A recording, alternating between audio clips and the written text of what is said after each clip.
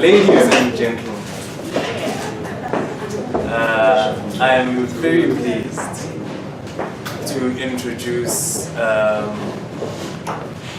the exceptionally talented, the modest, the overachieving Mr. Bulelani Balabala. This gentleman is really, in my opinion, one to watch for the future. A motivational speaker of note and also an entrepreneur of note as well.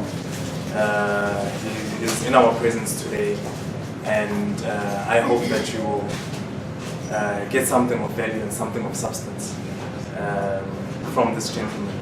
So without any further delay, I'd like to introduce Mr. Bulelani Balabala. Please, can we give him a round of applause?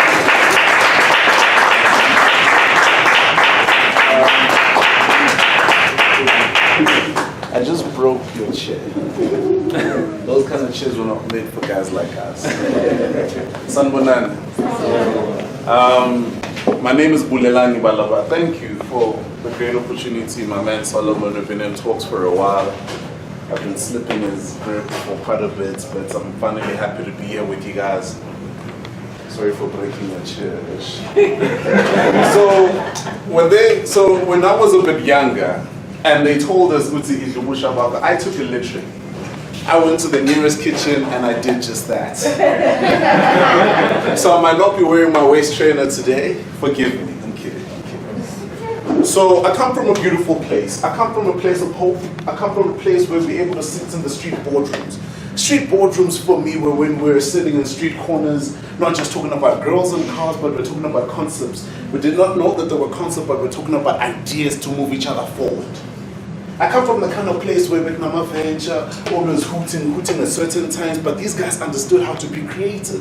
Because these guys would wash their cars up, my 87, which were wheel caps, which were nice and chromed, and he'd wash it up and it'd be smelling good, because he knew that in order for him to sell, he had to stand up in the market. I come from the kind of place where I'd like to believe that we were the founders of things like Tupperwares. Because when I was young and when I was going to school and we didn't even have money at home, my mother was exceptional at converting flora and stock margarine containers into Tupperwares.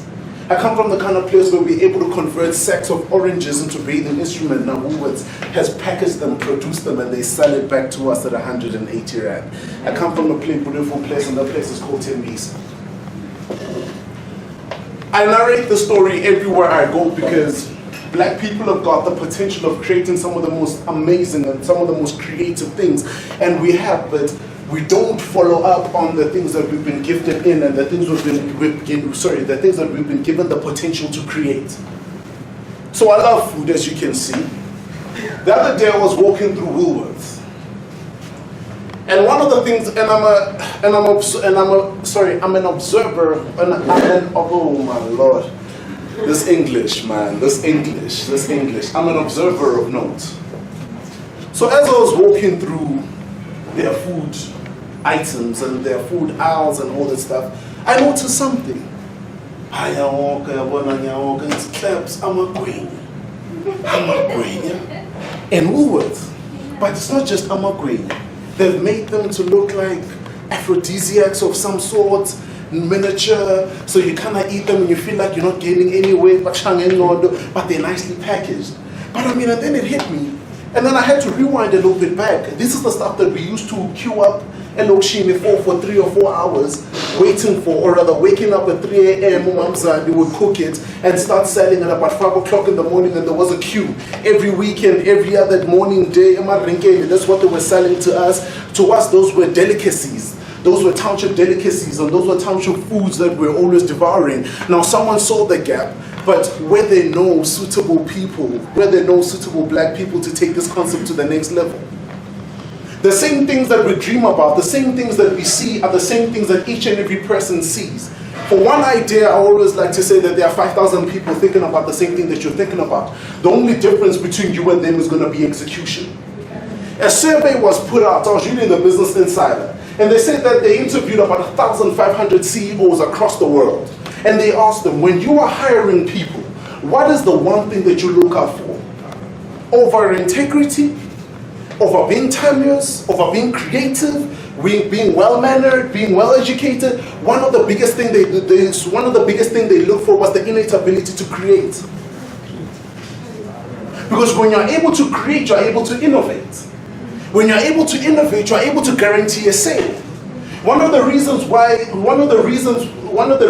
led to the plunge of Nokia, one of the reasons that led to the plunge of BlackBerry was the fact that the ability to have a strong hold onto the market and stop innovating, because the moment you stop innovating, you die.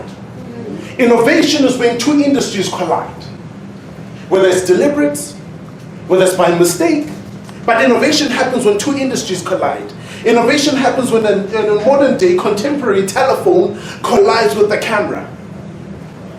Innovation happens when this restaurant collides with entrepreneurs and like-minded people who are sharing concepts and ideas. So it's no longer a restaurant, but it's now become a platform, a strategic platform for strategic and influential people to meet, and not just meet, but to meet and share concepts and ideas. But not just concepts and ideas, but concepts and ideas that will move the country forward. But not just concepts and ideas that will move the country forward, but concepts and ideas that will move the country forward and create an economic right to exist. I know that everybody thinks that they've got a right to live, but do you have an economic right to exist? Think about it this way. From the day you were born, I don't know what kind of background you guys come from, but I come from a Lokshire level. And I understand one thing, that to come across a penny was a little bit of an issue. To come across 10 Rand was a bit of an issue from time to time. So then it hit me the other day that when someone asked me, do you have an economic right to exist? Then I had to really think about this, because I had to look at this from a strategic perspective, because think about it this way. From the day you were born, your mother and father were investing in you. If you had no mother and father, your grandfather, your aunts and your cousins were investing in you. It might not have been in a lump sum given to you, but that 10 Rand that were given to you going to buy sweets.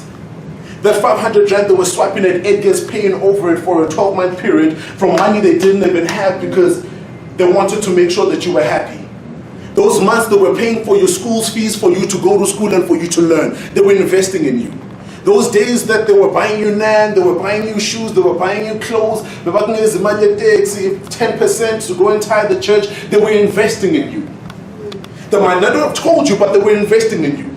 But here's the thing, they were not investing in the individual they were staring at. They were investing in the individual, they were investing in the individual that they could see in the next 20 or 30 years. Simply said, they were investing in potential. What is potential? Potential is a representation of what is going to happen in the next 4 or 5 years, in the next month, in the next week. Potential is evidence of the things that are yet to come and are yet to happen. Which is why whenever you have not passed your subjects, and whenever you have failed a particular subject and they've spent so much money investing in you, they are so disappointed. Why? Because that particular individual they invested in had no return on investment. I always tell people that life is all about a return on investment. But more than anything, branding is all about a return on investment. So I run a branding agency and I've been running it for the past 10 years. I started when I was 17. No mentorship, no funding, no computer literacy, none of that stuff, but just an insatiable hunger and a desire to move from that lazy ass position I was at, but to a position of greatness. But the biggest problem here with the person who's investing with the person who's investing in the individual who's got potential is this one thing. The biggest problem is this one thing. Is that the person that you are staring at, seeing all the potential, doesn't see all the potential that they have within them.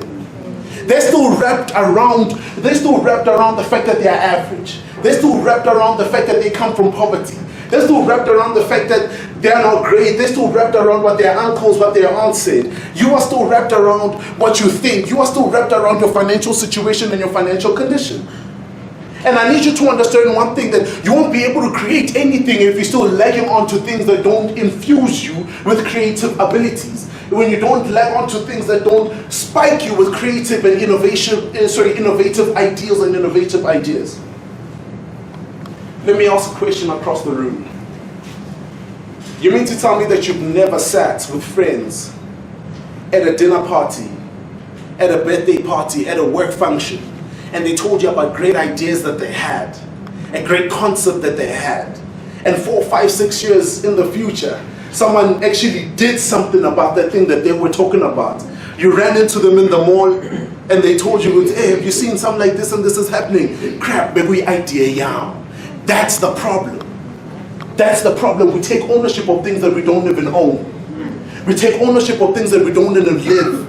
Someone said to me the other day that we are a country that's thinks that we've got a right to everything. Well, I don't know about a country because I don't hang around a lot with white people. I don't hang around a lot with black people. Sorry, with colored people. I don't hang around a lot with Indian people and all the other races, but I hang around with a lot of black people, and I know that a lot of black guys are lazy.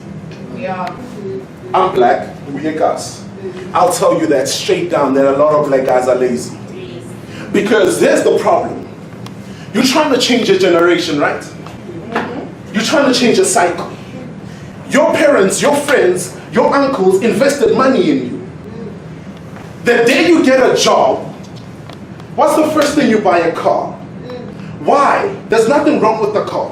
The problem comes in when this happens. You're trying to be great and be cool at the same time. It doesn't work. But here's the thing. Mark Zuckerberg, he became a billionaire when Bill Gates, he was building Microsoft. Today he's a billionaire. We have then been positioned as black individuals that the only thing that we are good at is queuing up for 4, 5, 6 hours when a new mall opens up. But no one is sleeping outside the door of the CEO who's got the opportunity for them to move their life to the next level. Because you don't see the potential. It's like a mirror effect. Have you seen a little kid staring at his father? It's one of the most craziest things. Because if you had to put a mirror in front of them early in the morning, 5 a.m. when they're waking up, the father is standing in the mirror, staring at the sun, staring at the potential. He's staring at potentially who this kid could become. The kid is standing on the other side, staring at the father with a smile and with confidence because he understands that my security is right next to me. But more than that, he's looking at who he's going to become. If you want to shift where you are, if you want to shift your mindset, if you want to shift your lifestyle, if you want to shift where your family is right now, then it's deliberate. Success is deliberate. If you want to be successful, millions in a it doesn't happen by chance and it doesn't happen by mistake. And the funny thing is, to those that it happened by chance, they are far worse than where they were before they even got the millions that they got. I'm sorry to drop names, but the gentleman who was with Kanye Mbao, some of the guys that won the lottery, having 50 million in your account doesn't mean that you're always going to have it. But having concepts and systems more than anything, systems for your business. You see, here's the thing. If you want to be successful, you need to develop systems. Don't try and find ways of getting money. Try and find ways of developing systems. What are systems? Systems are processes that will allow you to consistently make sure that you are able to delegate the money-making engines of your business to other people that you bring in while you focus on the entrepreneurial journey of developing your company and your organization. But I need you to understand this as well. That if you are caught up in the hunger of getting a thing, you are going to get a thing. But if you are caught up in the hunger of developing and creating a thing that is going to outlive you, then you're going to create something that's going to be way bigger than you. Because the idea is not to live forever, but the idea is to create a product. The idea is to create products that you're going to live, products that are going to live way longer than us. I want to ask you guys today, you guys took out 2 hours of your time to come here. You guys probably even took out 4 hours because you woke up, you got dressed, you made up in your mind that you're going to come here, you showed up to this place. Why'd you come here? I'm asking you a question. Why'd you come here? Why'd you come here? I'm sorry to put you on the spot. Why'd you come here? Just to gain more about the business because I'm also in the industry. Cool. Why'd you come here?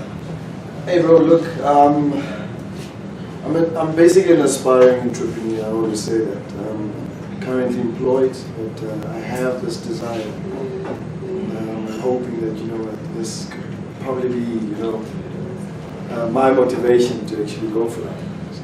Why'd you come here? I'm sorry, I'm on camera too forward sometimes. But why'd you come here? Honestly, hoping to walk out of here a different person. Why'd you come here? I came here because I need to hear what other youth are saying outside, and what are we doing is with inspiring each other and learning from other people as well, and to grow myself as a person as well. I'll tell you why I came here. The only reason why I came here is because he told me that there are hungry entrepreneurs all the way down in Witbank that we could share ideas and concepts with. I'm an entrepreneur just like yourself. My mother started 10 years ago, but I'm an entrepreneur just like yourself. And I only go to places where there's opportunity. And I need you to understand one thing, that as an entrepreneur, when you're starting this entrepreneurial journey of yours and you want to move forward, it's simple.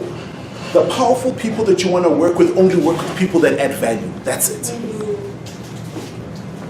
The powerful and big companies and big entrepreneurs and big speakers and big people that you look up to, the only reason why they will ever even give you the time of day ever in your whole entire life is when you add value.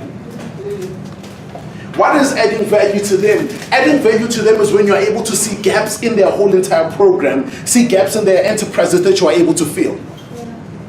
What is a gap? A gap is a client's pain. The client's pain, in a sense, would be that he has to walk 20 or 30 kilometers to get food. What does Pick n Pay do? They build a Pick n Pay all around them. They build convenience all around those individuals. Does that person have to walk another 30 k's? No. What is going to happen to that Pick n Pay's business? It's going to boom. The moment you start to look at your client's problem as a pain and the fact that your solution is going to solve that pain, then you're going to develop an insatiable hunger to always heal that particular pain all the time.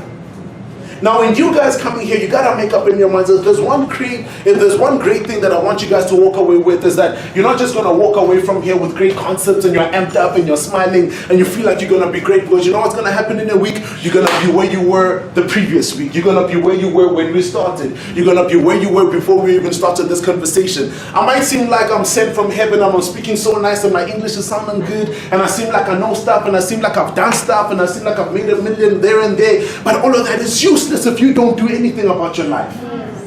Because how long are we going to have people standing on the sidelines applauding people that are walking up and down the red carpet when it was supposed to be you?